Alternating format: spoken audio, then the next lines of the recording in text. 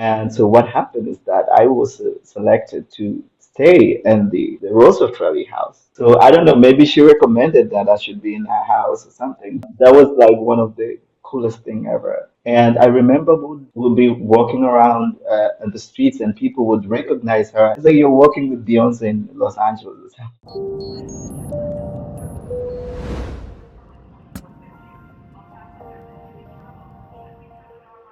Breathe in deeply and exhale. Good morning, everybody. Welcome to another episode of Boarding Pass. I am your pilot, Denzel Whitaker, joined by Your co-pilot Jayden Choi. And you see that we started with a little morning meditation, just grounding ourselves, setting our intentions, breathing in deeply, calming that nervous system. How you feeling with these lovely blues on? Check us out matching today. Oh, we always talk about this, but like we Literally. never plan our outfits. I'm telling you, I it just swear works to out. you. I swear to you, frequent flyers, we do not plan this. We are just in sync at this point. Do you see? Literally. So if we are going to be flying your plane, we need to already know what we're wearing before we show up. 100%. That's how that works out. It And then literally is. I see you at the departure gate, and I'm like, oh man, look at us. We're dressed for a Dodgers game. Kind of, yeah. Yeah, that's what we're dressed for this morning, man. How you living? Yeah, we are pretty Yeah. good, pretty good. Your meditation helped a lot because it calmed me down, soothed me, and got me prepared for this episode. I'm very excited for this. But listen, without further ado, man, I think we should bring in this young brother, somebody I've had the pleasure of meeting before. Quite the stylish gentleman himself. His name is Godfrey Slavius, but he usually goes for Frey. So we're going to go for Frey because that's what he allowed us to call him. Okay. His nationality, Tanzania in Africa. Occupation, actor, filmmaker, and managing director at the IYMS African Regional Center. And fun fact, in his teens, he was singled out by an Irish beauty queen and told, "You're a star. You have more power than you can imagine." I love that quote. Wow. Okay. All right. Well, I'm curious about that. Hold on. Welcoming to the stage. Come on into the Inspo Lounge. Frey, where you at, brother? Come on. Yes. Woo! There he is. There he is. What's going on, man? How you doing? Great, great. I'm really excited to be here. Yeah? All right, great. Listen, we are going to get you talking because you and I have met before, met you through the IYMS program. It's almost a question for you. As someone who says he's a man of few words, why the field of entertainment? Entertainment for me, I think it just makes me, feel grounded, feel happy. For me, I feel like when I'm performing, especially in front of people on the stage, kind of like I feel it's my domain. Interesting. I have a similar experience within my career where it's like once I start performing in front of people, there is a alternate personality that comes out. Exactly. Yeah. A lot of times I blame it on my Gemini. Yeah, exactly. It's performing like on the stage in front of people. Yeah, I become a different person entirely. How did you discover that you love this profession? How did you find out and how did you begin this journey? Oh, yeah. I mean, it started way back when I was like 8 or 9 years old in primary school. I had this teacher of mine. I think she liked acting so much, so she would just come up in the classroom with a book, and she would be like, "Okay, I have this plays, and I want you guys to act out." To me, the moment she said that, I would just raise my hand. I'm like, I can do that in the front row. I want to do it because I just love performing so much, especially acting. I love everything about art, dancing, music, poetry. But I think for me, acting was something that made me feel confident, made me feel happy. So primary school, I went to secondary school, and then I still wanted to do that. I still wanted to do acting. And then I started getting myself involved with acting groups, with other artists who liked performing, who liked acting. At some point, people were coming to me and they were like telling me, you know what, I think you're really good at it. I was like, okay, I am really good at something.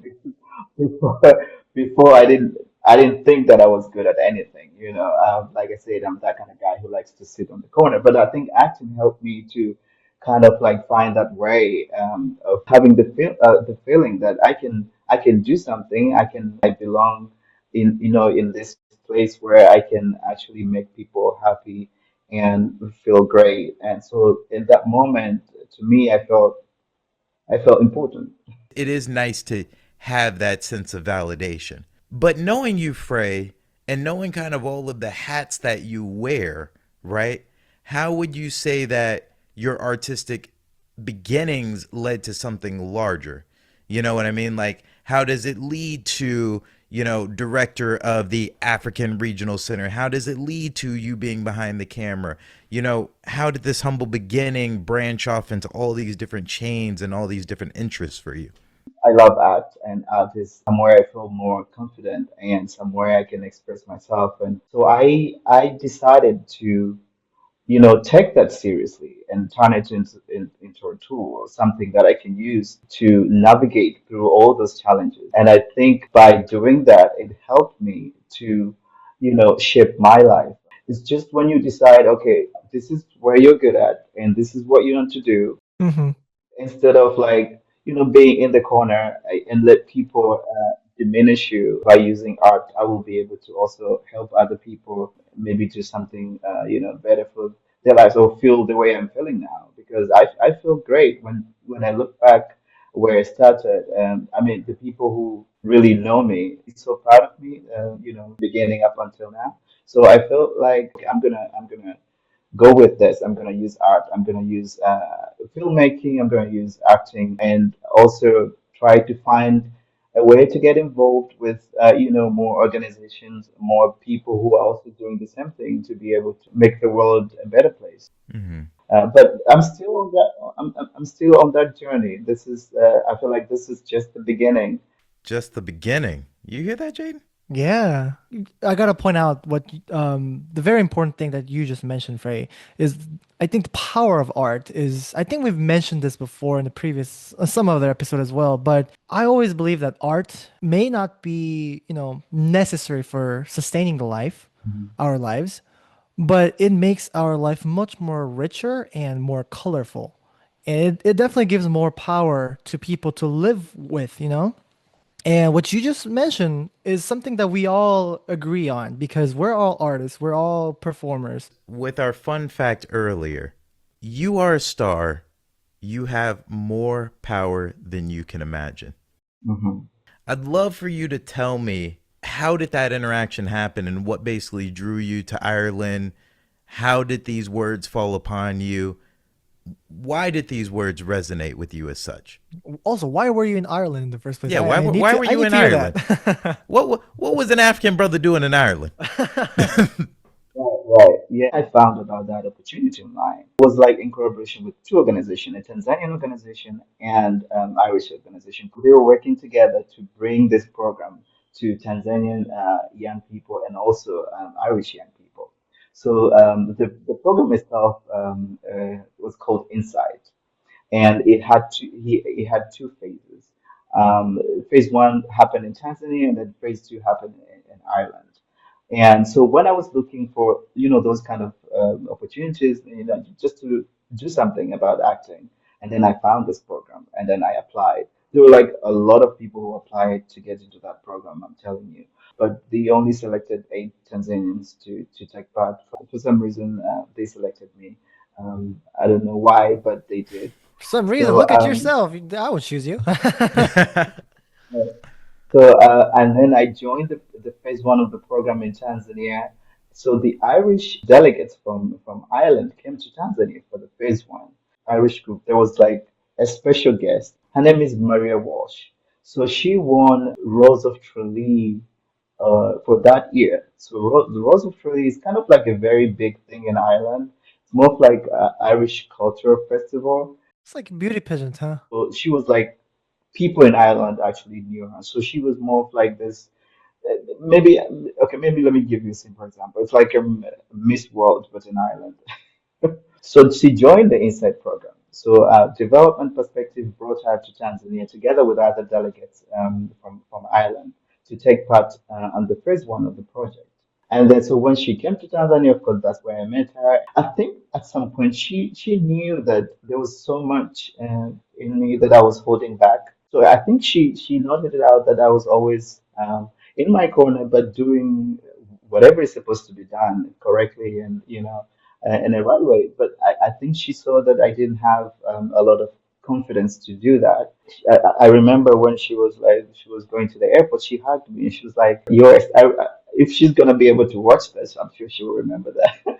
She told me that you're a star and you have power more than you can imagine. So then that was phase one. That's it ended there when they went to Ireland. There's a catch here. So when you reach Ireland, you have to stay with each individual delegate who came from Ireland. So kind of like they're gonna host you. It's not like you have to find. They select that particular person for you. And so what happened is that I was selected to stay in the Roosevelt Valley house. So I don't know, maybe she recommended that I should be in her house or something, but that was like one of the coolest thing ever. And I remember would be walking around in the streets and people would recognize her. It's like you're walking with Beyonce in Los Angeles.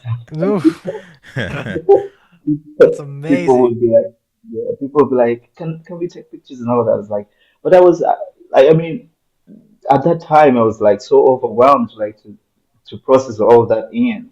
So yeah, but the program itself was about putting together a performance, a play. I think this was one of the those projects or programs that I took part, and they kind of like shaped me one way or the other to even be here because that is where I started working with groups like internationally, and when it was done, we were like, we went to perform it in different places in Ireland. Now that this is where the power of art comes. So we were using the play to educate people in Ireland how they can get themselves out of a poverty and for you to be able to, achieve whatever you want to achieve. So, yeah, and we were using art to deliver that message. So it Full Incredible. was circle. great. Yeah. Incredible. What an experience. See, That is crazy that's experience. why I said this is a man who is well traveled. Hmm. he very, very well traveled and more experiences. In my life where I decided to pursue filmmaking. After secondary school, I joined this film production here in Tanzania. It was the first professional film production that I joined. So, and then I started more of like being this kind of like a behind the scene guy who would like take his phone and be like filming whatever they're doing when they're on set and all of that. And then I'll go and show them, look at this. What do you think about this? And they're like, oh, I love it. So I still loving, taking pictures and videos and all that. And then it kind of like occurred to me that okay, I'm in love with this. I'm in love with filmmaking. And then I was like, maybe I should try to go further with this. And then I decided to find a way to go somewhere else out of Tanzania to also explore what they have there when it comes to filmmaking and all of that. And then I decided to go to Ghana because also Ghana, where like it was one of the countries in Africa that were able to like make these good films. Joined a film course there. Second year, I met a friend. His name is Henry. He reached out to me and be like, Frey, I know you're really good at cameras and everything, and I have something that I want you to help me with. I was like, okay, I'm all ears. Anything about filmmaking, anything about cameras, I'm there. So just tell me what to do, and then I will do it. And then it was like, okay, so we need to go to this place and make this video. I was like, yes, let's go. And then we got there, we made the video, and I edited it. It came out really amazing. And I asked him, Henry, do you mind telling me what this is all about? And then he started telling me, oh, I'm part of this organization called International Youth Media Summit. They do Mm. this, and that. I was like, I really want to be part of that.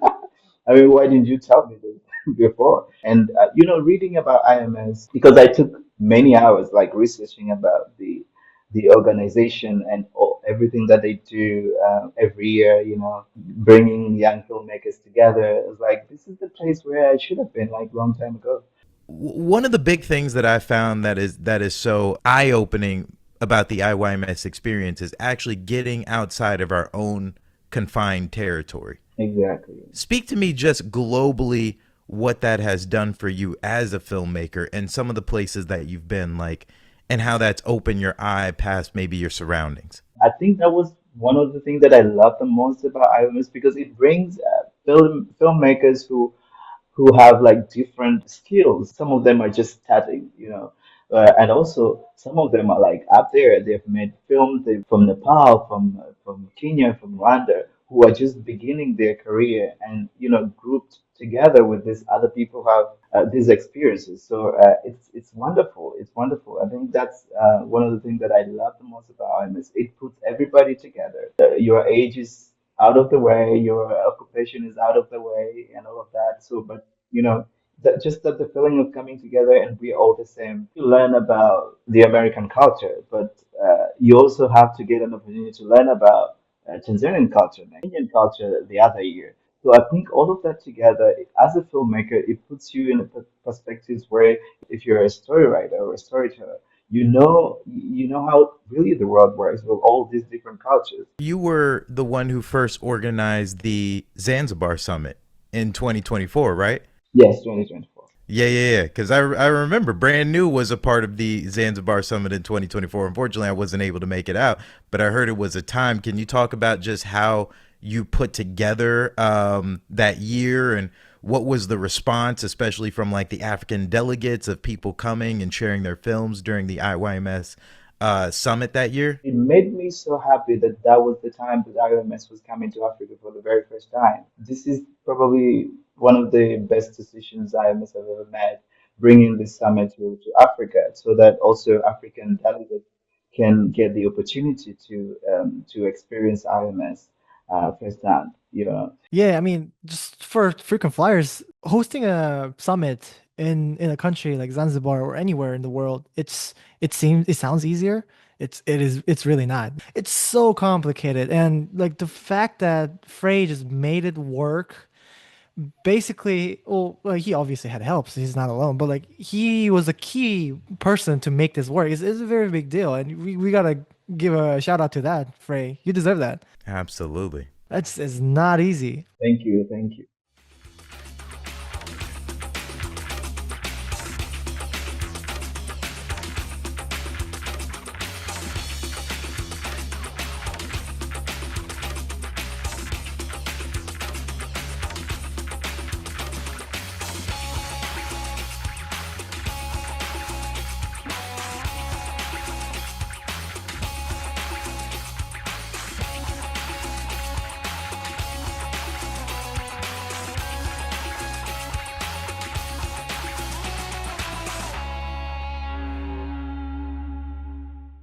Kind of connects back to what we were talking about earlier with like travel and experiences. Because if you think about stories in general, every story comes from personal experiences.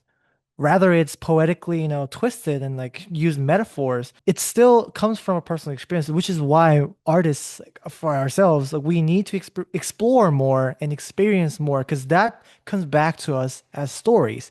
And that develops you as an artist and it kind of keeps you going because it fueled you to move forward from, just like a student actor performing in front of the theater or a stage. Now, as a managing director of the IOMS African Regional Center, that's a big jump.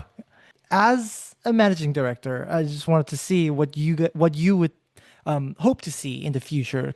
What do you want to accomplish? What do you hope to see from this African Regional Center? I really hope to see that African continent is more represented in IOMS summits that takes place each year.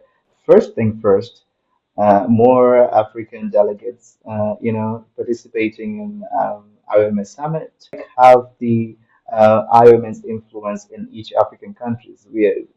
Africa, as you know, it's a big continent with like 54 countries. So now there's more influence of IMS in Tanzania, Kenya, Rwanda, Botswana, Nigeria, and Ghana. But I would like to see more of that, even establish other, offices in all these countries. And I think that way, when we have these offices in this country, it will even be easier for people in that country to, kind of like connect with other NGOs in that country in terms of like a backup in terms of visas or funding and all that. And then these challenges that African young filmmakers face when they want to, go to IMS Summit. So that's really what I want to see. Visa challenges gone, enough funds to, for them to be able to attend the summit, and also, and not just the summit, just to kind of like have IMS projects throughout the year. I love that. Love the Love, intention. absolutely. And speaking to that, I hear you mention about the visa challenges, which I know were a thing even putting together the summit. We here at Boarding Pass, we always have this saying like inspiration needs no visa. That's our motto. That is our motto. And I hear that this just resonates deeply with you as well. Is it because of the visa challenges, or is it the inspiration, isn't designated to one specific place? Can you talk to me why the motto resonates with you as such? They say every dream is valid. I mean, you pretty much know Lupita Nyong'o when she won this Oscar, the 12 Years a Slave. I think she said, every dream is valid. So that resonates me in that way because I believe that there is certain voices that are sitting somewhere in Kenya and needs those voices need to be heard somewhere else, and you never know what people could benefit from those voices. So I think we as we as the people in this world, we're kind of like interconnected. We need one another to be able to get to our destination. 100%. Okay, so let's say you're trying to fix the climate change problem and thinking maybe, okay, maybe by doing whatever I think is right in my country is gonna help it. No. I think it's more you need the world to be able to address that challenge because climate change doesn't have borders, doesn't care. Okay, so there's a Kenyan border or there's Rwandan border here, so I'm gonna be more easy on Kenyan. No, it doesn't work like that. I think we all need each other collectively together in the world. So I think that resonates to me with me in that way. We always love to cap off our interviews with just something fun, whether it be like a cultural faux pas or, I got lost in blah, blah, blah. What fun travel story would you have for us? Okay. Yeah. Well, this actually happened recently though, in Paris. Like, if you really want somebody to listen to you or to even smile, you need to start with bonjour and end with mercy. I mean, I mercy. So I try that with some people without, let's say, I'll approach maybe a security guard and be like, hey, do you know where I can get this? Where can I go and get in a train or something without studying bonjour? And this security guard would just be looking at me. They wouldn't even stop. They would just keep walking. Wow. Wow. And then I tried with other people, like, hey, bonjour, and then start smiling and then they will respond to me nicely, bonjour, and then I'll thank you, and then merci. So bonjour and merci become my survive in Paris. But now, when the summit ended, I was passing through Dubai, and then Dubai is like really big, so you kind of need help to like navigate through. So I would go to this security guard in Dubai and be like, bonjour. They probably thought you were French. Right. I know. I mean, I didn't know that I'm like in completely a different continent, a different country, in UAE, speaking French. But I got used to bonjour so much, Right. and yeah, so that was like I will never forget that. It And was it didn't happen carved in once. your head. It became part of your daily language. Yep. Yeah, yeah, Yeah. That's yeah, hilarious. That's like me going to Japan. Then I come back and I just start bowing at everybody. I can relate to that. Right, exactly. Konnichiwa. Yeah. You only learn these type of things when you're traveling and experience different cultures, and it's just yeah, fascinating. I exactly. love it. Yeah. Well, Godfrey, man, thank you so much for joining Board and Pass today. Thank you for coming to hang in the Inspo Lounge. I love our conversations, man. Thank you so much. You guys are wonderful. Like it's really inspirational. It's amazing. People need to hear this kind of, conversation. Like getting perspective from different people from different countries is something that we can use to heal one another, to teach one another. 1000%. Nah, thank you for sharing your wisdom and your stories. Thank you so much, brother. Well, on that note, everybody, you already know what it is. It is your pilot, Denzel Whitaker, joined by... Your co-pilot, Jayden Choi. And we already said this during this episode. Inspiration needs no visa.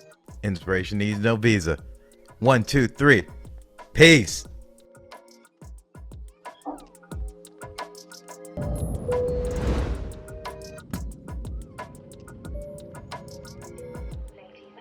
This podcast is made possible with assistance from entertainment and media lawyer Gordon Firemark, who helps film, television, podcast, and digital creators achieve the impact they deserve.